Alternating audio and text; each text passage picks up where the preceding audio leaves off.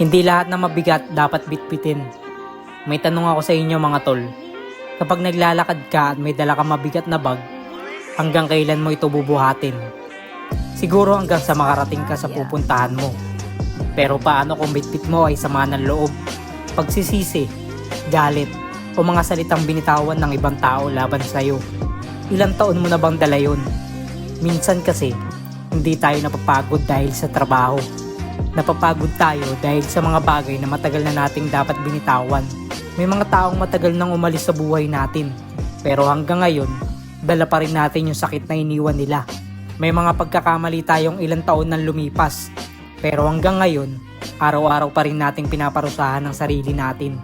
Ang tanong, may mababago ba kung dadalhin mo yon habang buhay? Alam nyo mga tol, hindi ibig sabihin na nakalimutan mo na, hindi rin ibig sabihin na tama yung ginawa nila. Ang ibig sabihin lang, pinili mong huwag hayaan kontrolin ng kahapon ang bukas mo. Kasi habang hawak mo ang galit, wala ka ng kamay na hahawak sa bagong oportunidad. Habang dala mo ang pagsisisi, nahihirapan kang umusad.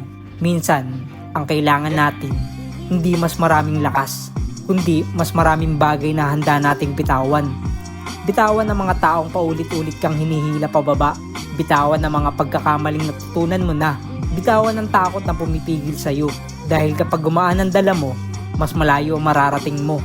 Kaya kung may isang bagay kang gustong gawin ngayong araw, subukan mong bitawan ng isang bigat na matagal mo ng pasan.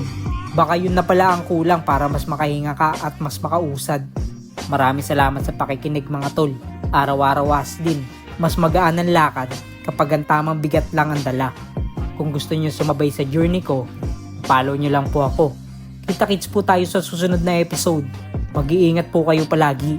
Stay positive.